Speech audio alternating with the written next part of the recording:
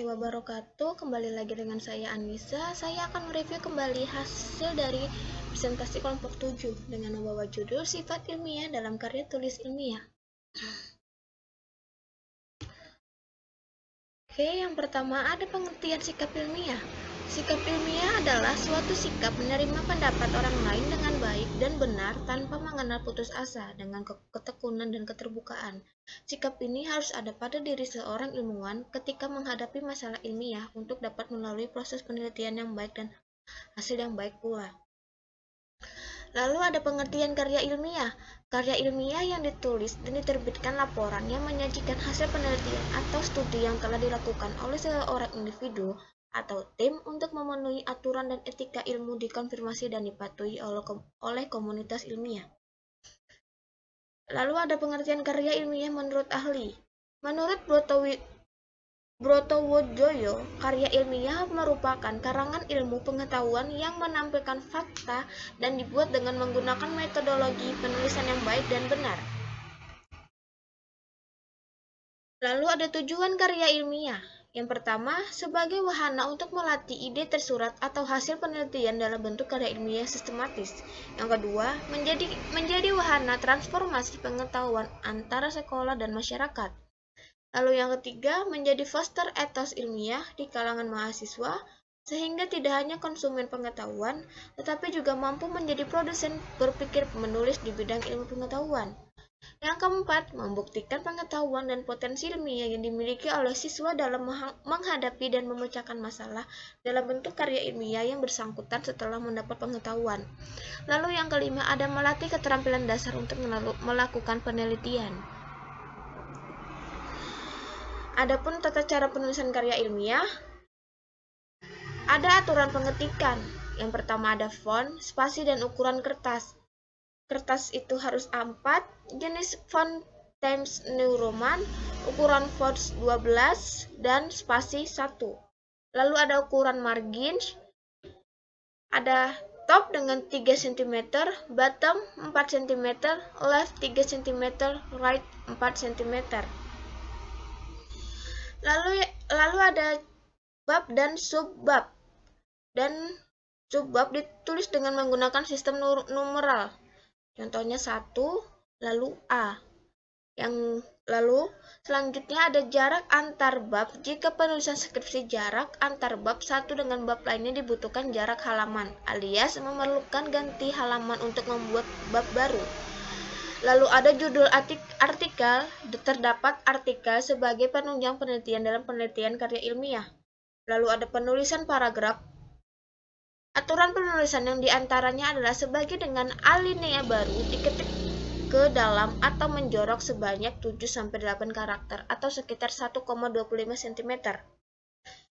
Lalu ada penulisan struktur lain. Dalam penulisan nama-nama penulis dan alamat institusi dalam karya ilmiah ini ditulis yang letaknya tepat di bawah judul artikel.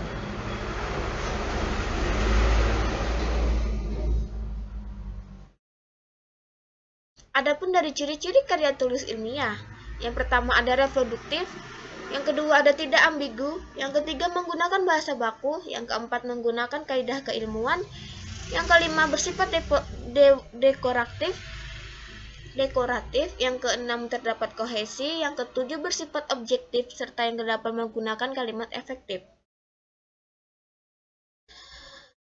Untuk tahapan sistematika penulisan karya tulis ilmiah, yang pertama, bagian awal. Bagian awal terdiri dari halaman judul atau subbab.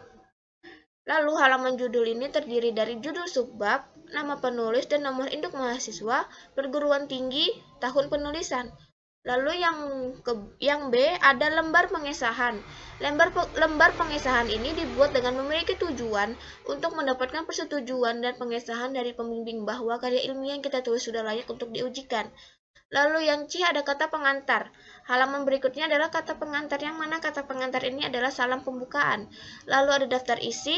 Halaman berikutnya adalah daftar isi, yang setelah daftar isi ada ringkasan. Dalam penelitian karya ilmiah ini merupakan ringkasan karya ilmiah secara keseluruhan yang kita tulis menjadi maksimal 1 halaman. Lalu yang kedua ada bagian inti. Terdiri dari pendahuluan, Dalam pendahuluan ini terdapat dua hal yang ditulis, yaitu latar belakang, tujuan, dan manfaat. Lalu ada gagasan. Gagasan merupakan ide yang muncul sesuai dengan penelitian karya ilmiah yang sedang dibahas. Lalu yang ketiga ada kesimpulan. Kesimpulan ini terdiri dari gagasan yang diajukan, teknik implementasi atau penyampaian yang dilakukan, prediksi atau hipotesa yang akan diperoleh nantinya, serta dalam penyampaian prediksi ini berisi manfaat dan dampak yang akan diperoleh dari gagasan yang diajukan. Struktur karya tulis ilmiah. Yang pertama ada halaman judul, yang kedua abstrak, yang ketiga pendahuluan, yang keempat kerangka teoretis, yang kelima metode penelitian, yang keenam pembahasan, yang ketujuh kesimpulan dan saran, dan yang terakhir ada daftar pustaka. Lalu ada jenis-jenis karya tulis ilmiah. Yang pertama ada artikel. Artikel ini tulisan yang berisi opini, penulis, atau permasalahan tertentu yang diangkat. Lalu yang kedua ada makalah. Jenis karya tulis ilmiah yang dalam proses penulisannya dibutuhkan data studi lapangan sehingga bersifat empiris dan objektif. Lalu ada skripsi. Jenis karya tulis ilmiah ini yang disusun oleh mahasiswa untuk mendapat gelar strata 1 atau S1. Dan ada work paper. Jenis karya tulis ilmiah yang hampir mirip dengan makalah, tetapi analisisnya lebih dalam. Lalu ada paper, strukturnya mirip dengan makalah, tetapi lebih sederhana. Permasalahan lebih dipersempit agar dapat terfokus pada satu inti. Lalu ada tesis. Strata 2 atau S2 atau master, perbedaannya dengan skripsi. Tesis menganalisis suatu topik penelitian lebih kompleks sehingga tingkat ilmiah dan dari tesis lebih kuat dibandingkan skripsi. Ya, sekian hasil review dari saya. Kurang lebihnya saya mohon maaf. Wassalamualaikum warahmatullahi wabarakatuh.